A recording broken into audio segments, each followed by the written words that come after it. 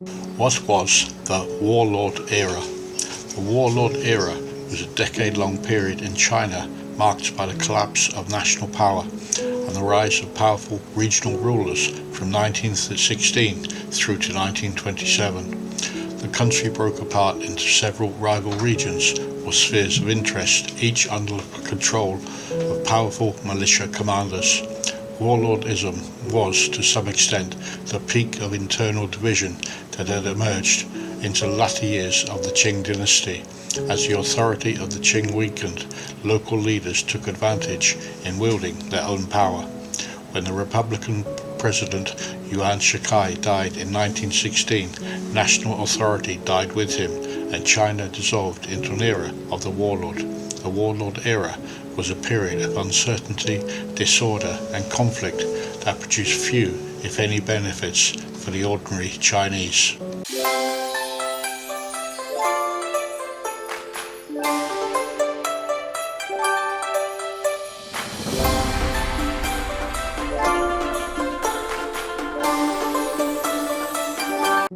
Background: China's collapse into a state of warlordism was not really that surprising due to its great size, enormous population, geographical variations, and diversity, which made centralized government somewhat difficult. This was true even for the strongest dynasties. By the late 1800s, however, the Qing dynasty was far from being in a position of strength. The final 20 years of Qing control saw a steady rise in decentralization and more power to the provinces. Local leaders and groups, dissatisfied with the weak showing by their Qing rulers and often backed by foreign interests, began to exert more influence and control within their regions. Qing authorities and culture remained very strong, however, around Beijing and in the northeast of China. This was not the case in areas such as Guangdong in the south, the mountainous central China, or the Sichuan Plateau, where local leaders acquired great strength and influence over the national government. The late Qing reforms of 1901 to 1910 were an attempt to create a constitutional framework with the aim of strengthening the national government, but those reforms came too late and ultimately failed. The early Republican period. China's political disintegration progressed further during the collapse of the Qing dynasty and the failed Republican government of 1912 to 1916. The Xinhai, or 1911 revolution, not only became a threat to the future of the Qing, it eventually sparked the rise of two competing regional governments. In the north, the Beiyang army, under the command of Yuan Shikai, emerged as a strongman leader of the Chinese Revolution and the only leader with enough military clout to force out the Qing and hold the nation together. In the south, the nationalists, led by Sun Yat-sen or Sun Yat-sen, formed a provisional government with some legitimacy, but with no means of enforcing it. Yuan Shikai's control of the military gave him a pathway to the presidency, although in reality Shikai had no actual interest in republicanism. While he was more of the old regime than the new, his command of the army provided a basis for national government. As long as Yuan Shikai sat in the chair of the president, the provincial warlords did little to challenge his government, fearing military retaliation. This led to some of his rivals claiming that Yuan Shikai being the father of the warlords, or the first warlord. Rise of the warlords. June 1916 saw the death of Yuan Shikai, and it created a sudden power vacuum that was filled by the warlords. Now, without a strong leader, the national army collapsed and disintegrated, with many of the regiments falling under the control of powerful provincial leaders who claimed those regiments as their own private armies. Nowhere was this process more visible than in northern China.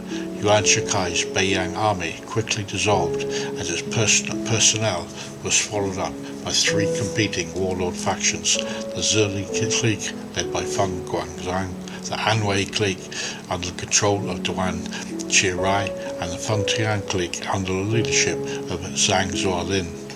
Warlords sought to increase their power by increasing the size of their armies. This was usually achieved through conscription and coercion. Many of the warlords paid their soldiers well, what enabled them to retain a share of any looted items or other methods of extortion. In rural areas ravaged by poverty, taking up with bandits became an attractive career option, particularly for young single men. According to the historian Yuan, this level of economic desperation fueled a rapid growth in the size of warlord armies. They grew rapidly from a strength of around 500,000 in late 1916, doubling in size by 1918, and with the strength of over 2 million by the end of the era in 1928. Warlord motives and interests. While it is not possible to make a general conclusion about the Chinese warlords because they were a diverse group, each with differing qualities, methods, attitudes and objectives. While most warlords were former officers from the Qing dynasty, this was not a true reflection on all, as a few were provincialists or outsiders, having never belonged to the Qing establishment.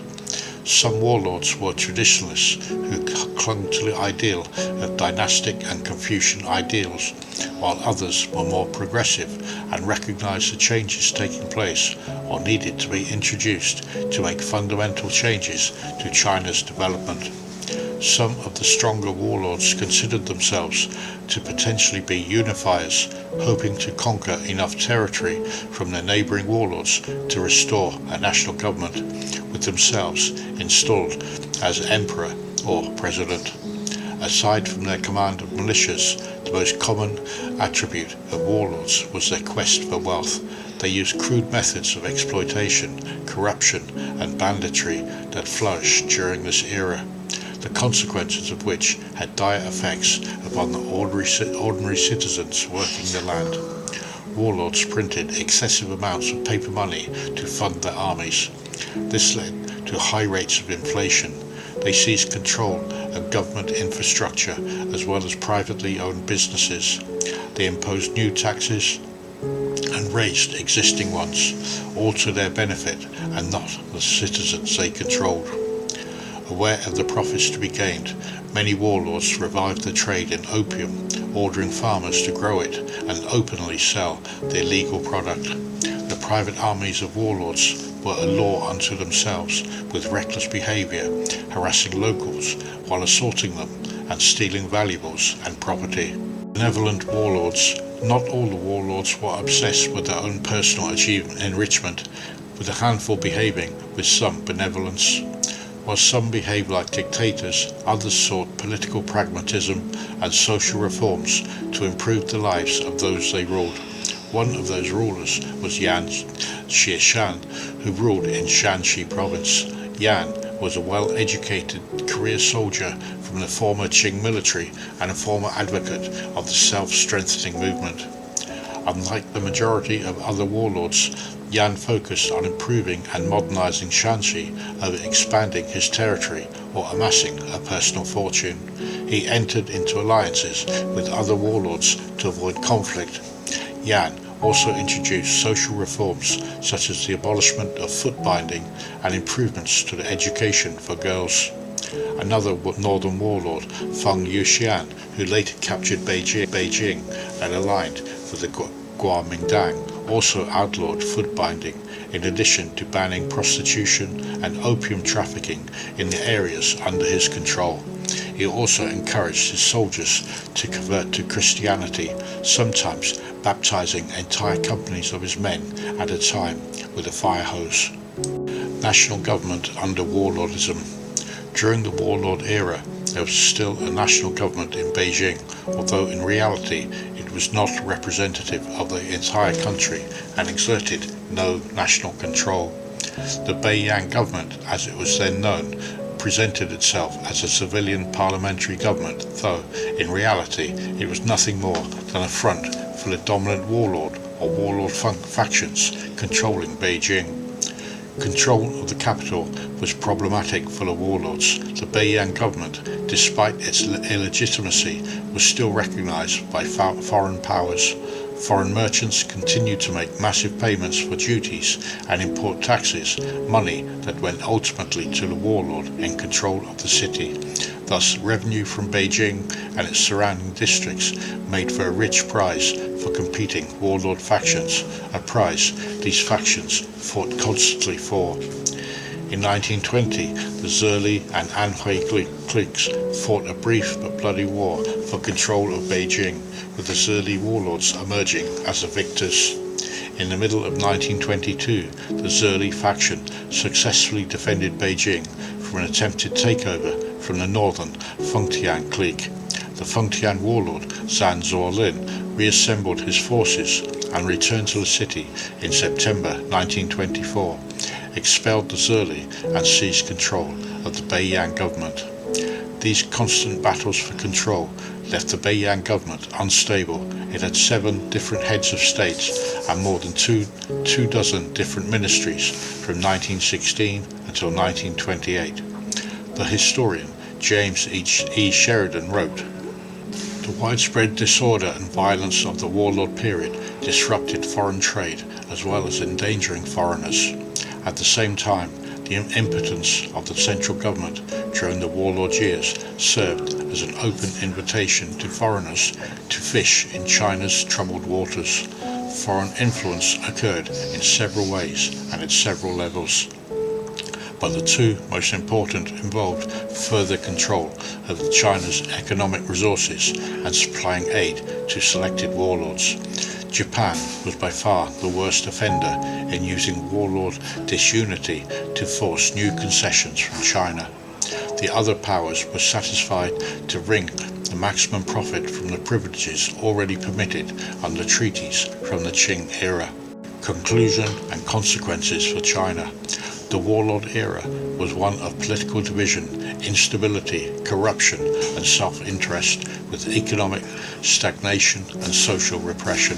While some warlords formed ties with wealthy business elites, the uncertainty and instability of the period were not conducive to economic progress or the development of new industries. A handful of warlords attempted social reform, but none that entailed significant investment or innovation. There were a few sincere and meaningful attempts to improve the lives of ordinary people, but in general, the majority of Chinese, particularly the rural peasantry, suffered more under the warlords than they had under the Qing. Large numbers of peasants were driven from their land, which was often parceled off to private soldiers. By 1925, the number of unemployed in China was estimated at more than 168 million, more than half of that number being peasants and farm labourers. By this time, Sun Yishuan's nationalists and their newfound allies, the Moscow Comintern and the Chinese Communist Party, were mobilizing and planning the end of warlordism. From their stronghold in the southern province of Guangdong, the Kuomintang and its military arm, the National Revolutionary Army, were preparing to move against the warlords and reunite China by force. That brings us to the end of this video, highlighting a period of Chinese history from the early 20th century that changed the course of history for a decade following the Xinhai Revolution of 1911. If this video has helped in your understanding of past historical events here in China, then your subscribing to my channel would mean a lot to me. Thank you for watching. Make sure you click on the link to the next video, and until the next time, goodbye for now.